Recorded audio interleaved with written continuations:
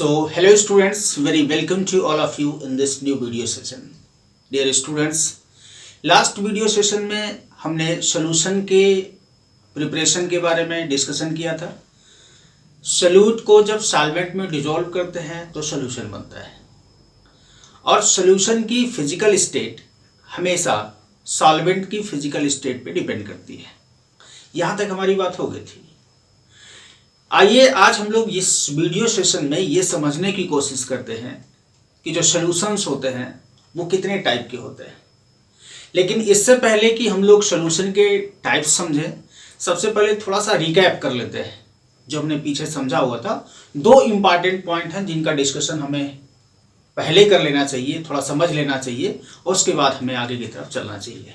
जब हम सॉल्यूशन के प्रिपरेशन की बात कर रहे थे तो हमने आपको ये बताया था कि जो सॉल्यूट होता है जब उसको हम किसी सॉल्वेंट में डिसॉल्व करते हैं तब एक होमोजेनस मिक्सचर बनता है और इस होमोजेनस मिक्सचर को हम कहते हैं सॉल्यूशन। अब जो सॉल्यूट होता है ये डिफरेंट फिजिकल स्टेट्स में हो सकता है, सॉलिड हो सकता है, लिक्विड हो सकता है, गैस हो सकता है। उसी तरीके से जो सॉल्वेंट है इसकी भी कई फिजिकल स्टेट्स हो सकती हैं। कई का मतलब 3। इसकी फिजिकल स्टेट 3 हो सकती हैं। एक तो ये सॉलिड हो सकता है, एक तो ये लिक्विड हो सकता है या फिर ये गैस हो सकता है। लेकिन अगर सॉल्वेंट की फिजिकल स्टेट सॉलिड है तो जो सॉल्यूशन होगा इसकी भी फिजिकल स्टेट कैसी होगी? सॉलिड ही होगी।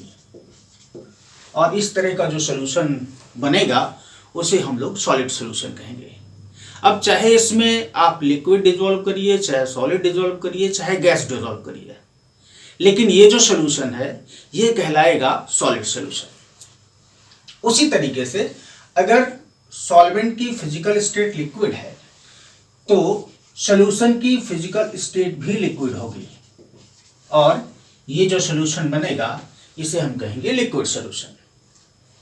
और अगर गैस है तो इसकी फिजिकल स्टेट भी गैस होगी और इसे हम कहेंगे गैसियस सॉल्यूशन और gas solution. Do you get my point? Now दूसरी इंपॉर्टेंट बात जो हमें समझनी है वो ये है कि जब भी किसी सॉल्यूशन को हम रिप्रेजेंट करते हैं इसका रिप्रेजेंटेशन कैसे किया जाता है, कैसे लिखा जाता है। How a solution is represented, तो हम ये कह सकते हैं कि जो सॉल्यूशंस होते हैं इनको रिप्रेजेंट करने में, इनका नाम लिखने में, इन्हें बताने में सबसे पहले हम सॉल्यूट लिखते हैं, फिर सॉल्वेंट लिखते हैं। यानी सबसे पहले हम क्या लिखेंगे? सॉल्यूट और फिर लिखेंगे सॉल्वेंट। एक एग्जांपल से समझिए इसको। मान लिया जाए कि हमने शुगर को वाटर में डिसॉल्व किया है, तो शुगर क्या है? सॉल्यूट है। तो सबसे पहले हम लिखेंगे शुगर और सॉल्वेंट है वाटर, तो इस सॉल्यूशन को हम कहेंगे शुगर वाटर सॉल्यूशन, ना कि वाटर शुगर सॉल्यूशन, क्योंकि सॉल्यूट कौन सा है? शुगर है। तो सबसे पहले हम शुगर कहेंगे फिर वाटर कहेंगे, तो हमारा नाम बनेगा इस सॉल्यूशन का, ये होगा शुगर वाटर सॉल्यूशन। अच्छा, एक चीज और भी है, चूंकि वाटर की फिजिकल स्टेट लिक्विड है, ये लिक्विड कंडीशन में होता है, तो हम इसे लिक्विड सॉल्यूशन भी कहते हैं, लिक्विड सॉल्यूशन। इसी तरीके से अगर सॉल्वेंट हमारा सॉलिड है तो सॉलिड सॉल्यूशन और अगर गैस है तो गैस सॉल्यूशन। तो दो इंपॉर्टेंट बातें हमने यहां पे डिस्कस की। कौन कौन सी? पहली बात तो ये कि जब कोई भी सॉल्यूट सॉल्वेंट में डिसॉल्व किया जाएगा सॉल्यूशन बनेगा, तो जो सॉल्वेंट की फिजिकल स्टेट है वो हमेशा सॉल्यूशन की फिजिकल स्टेट के आइडेंटिकल होगी। दूसरा पॉइंट, जब भी किसी सॉल्यूशन को हमें रिप्रेजेंट करना होता है तो सबसे पहले हम क्या करते हैं? पहले सॉल्यूट लिखते हैं और उसके बाद सॉल्वेंट का नाम लिखते हैं। आप समझ गए होंगे, एग्जाम्पल से भी समझ गए होंगे।